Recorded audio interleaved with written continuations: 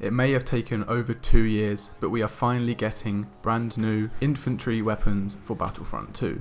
Hello everyone, welcome to another video. Today we're going to be discussing the recent community transmission that came out, revealing 4 brand new infantry weapons, one for each of the classes in Battlefront 2.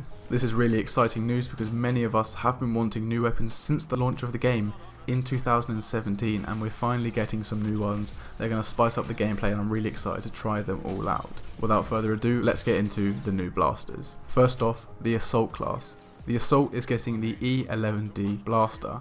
As many of you guys will know, this is the blaster of the Death Trooper. Currently in the game, the Death Troopers wield the DLT-19 blaster, but with the announcement of this weapon for the Assault, I'm sure it will be coming to the Death Troopers as well.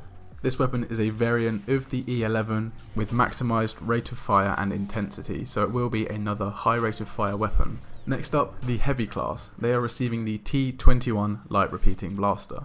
This blaster was accurate out to long ranges and was used by stormtroopers, and this is actually pretty interesting to me because I think it will be the first longer range heavy weapon in the game.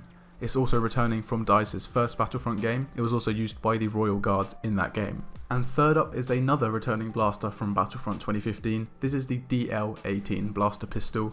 It's seen used by Luke in Return of the Jedi, and it's also used by Kanan Jarrus in Rebels. In the first Battlefront game, it had a pretty high fire rate if you could spam the trigger button fast, so it might be similar in this game where it's up to your trigger finger to deal the most amount of damage with this pistol. And finally, definitely the most exciting weapon in my opinion, we are getting the Cycler Rifle for the Specialist.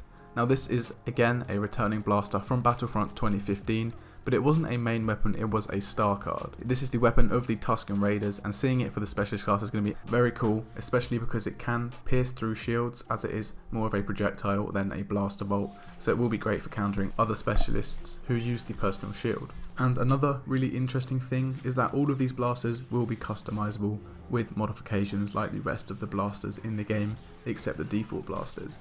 Again, going to be really great to spice up the gameplay with these new modifications. Hopefully they're pretty unique, especially for the Cycler Rifle. They could be definitely very unique, and I'm very glad that all of these weapons will be customizable. I'm really excited for 4 new blasters. It's going to make a much bigger difference to the game than most people realise. Getting used to 4 new blasters, one for each of the different classes in the game, will be really fun to learn and use, and I'm really excited for them to be added to the game. Let me know what you guys think in the comments down below. As always, thank you guys very much for watching. Drop a like if you enjoyed, and I'll see you in the next video.